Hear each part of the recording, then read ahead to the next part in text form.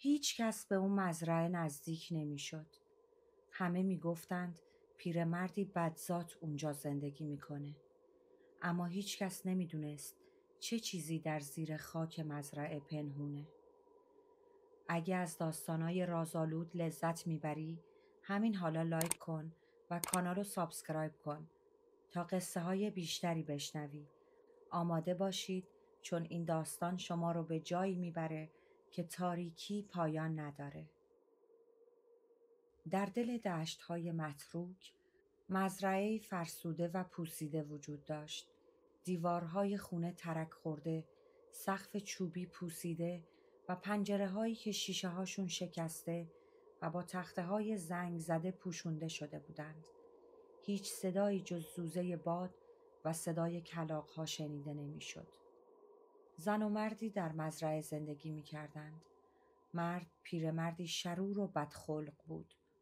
چشماش مثل دو حفره تاریک پر از نفرت و حرص و زن خاموش و فرسوده با لباسهای کهنه و دستهای ترک خورده همیشه در سایه او زندگی می کرد. پیرمرد به ندرت با او صحبت می کرد و اگه زن چیزی می گفت با پرخاش جواب می داد دهنتو ببند. یه روز پیرمرد در حال کندن چاه در خونه بود. زمین خشک و سخت بود. اما ناگهان کف و حباب‌هایی از سوراخ بیرون زدند. صدای قلقل مثل نفس کشیدن چیزی در اعماق شنیده شد. بوی گوگرد و گوشت فاسد فضا رو پر کرد. زن تو دلش لرزید اما جرأت نکرد چیزی بپرسه. پیرمرد متعجب شد و به زن دستور داد چراغ قوه بیاورد. زن اطاعت کرد. پیرمرد چراغ قوه رو به طناب بست و به درون گودال انداخت. طناب پایین و پایین تر رفت. اما هرچه بیشتر رها می کرد به نظر می رسید که به ته نمی رسد. سکوت سنگین شده بود.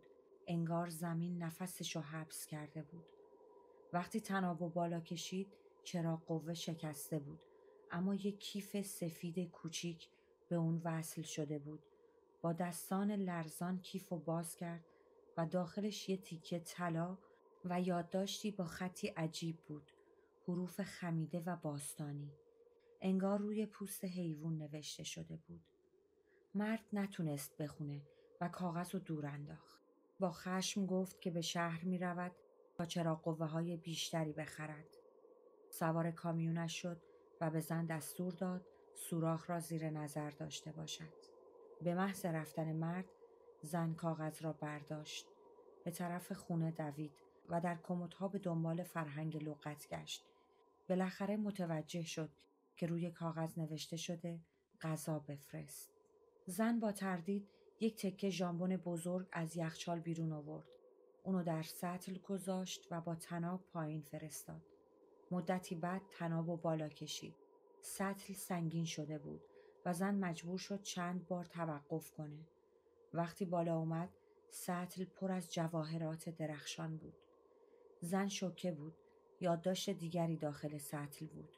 این بار نوشته شده بود غذای بیشتری بفرست. زن همه جواهرات رو مخفی کرد. قلبش تون تون میزد. حس میکرد چیزی در اعماق گودال داره نگاهش میکنه. وقتی مرد برگشت پشت کامیونش پر از چراغ قوه بود. زن از ترس به او چیزی نگفت. پیرمرد تعدادی از چراغ قوه ها رو در سطل گذاشت و پایین فرستاد. اما وقتی طنابو بالا کشید همه چراغ قوه ها شکسته و سطل خالی بود. مرد با خشم بقایای چراغ قوه رو لگد کرد و فحش داد. بعد اسلحه‌شو در آورد و گفت خودم میرم پایین تا ببینم اون پایین چه خبره. زن التماس کرد که نرود اما مرد گوشش بدهکار نبود. او سطل بزرگی رو به پشت کامیون وصل کرد، داخلش رفت و به زن گفت بعد از 10 دقیقه بالا بکشد. زن ماشین را روشن کرد و سطل پایین رفت. 10 دقیقه گذشت. زن با دلهره کلید وینچ را چرخاند و طناب شروع به بالا آمدن کرد. وقتی سطل به سطح زمین رسید، زن با وحشت دید که شوهرش آنجا نیست.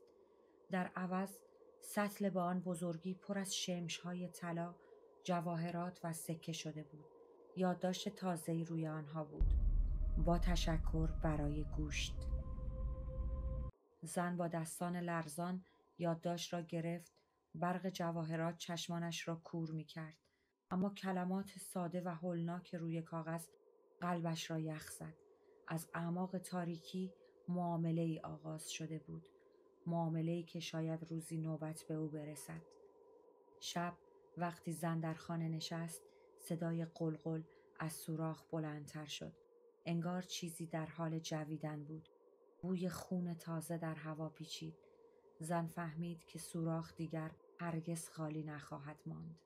پیرزن به جواهرات خیره شد، اما می‌دانست بهایشان شوهرش بود.